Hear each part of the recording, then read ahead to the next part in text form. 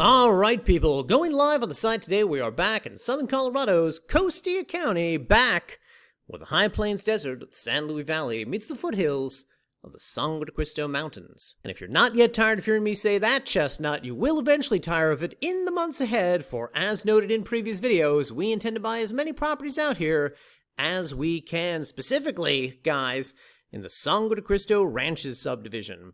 Now, I will have you guys know, in the short time that we've been buying out here, we've gotten a lot of interest, a lot of positive feedback from you about these properties, and we have even sold a few of these properties.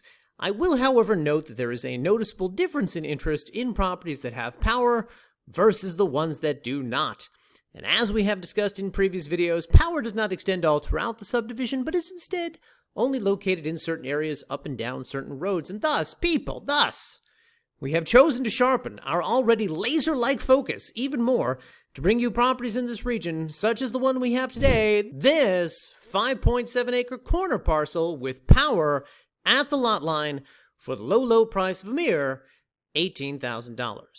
Let's go to the map. So, as noted in previous videos, the Sangre de Cristo Ranches sits just outside Fort Garland, occupying all the land you see here.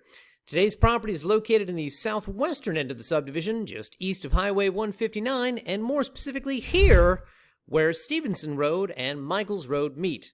And if we go to the photos, we can see that like the rest of the subdivision, these are county-maintained roads in excellent condition, and that there are in fact residential power lines running up and down Stevenson's Road all along the eastern boundary of the property.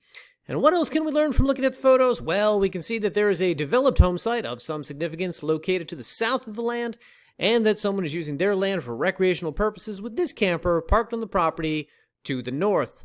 In addition, the subject property has a slight pitch to it, with its highest elevation being at the eastern boundary, which means you'll have some nice views of the surrounding San Luis Valley. And like most of the land in this region, you'll also have some stunning views of both Mount Lindsay and Blanca Peak, both of which flank the property to its north. Now, as we can see from the photos, this one does appear to have more vegetation, or more overgrown vegetation, I should say, than we normally see. So, it's probably a little more involved in clearing the land, but that, of course, is to be expected with any property you buy out here. And, of course, one of the major selling points of this region is that the Mountain Home Reservoir is located within the Sangre de Cristo Ranches, and thus, you will have private access to the lake and all its many boating and fishing opportunities. And of course, when it comes to zoning and how the land can be developed, this property, as well as all the land in this subdivision, is zoned ER, or Estate Residential, meaning you can build a house that looks like this, or this, or this, or this, or this. And given the range of what we're seeing out here, it suggests to me that as long as it's up to code, you're given a lot of leeway on how you choose to develop the land. Of course, there are covenants in this sub, and as always, guys, they can be found on the listing page under the Zoning and Restrictions tab.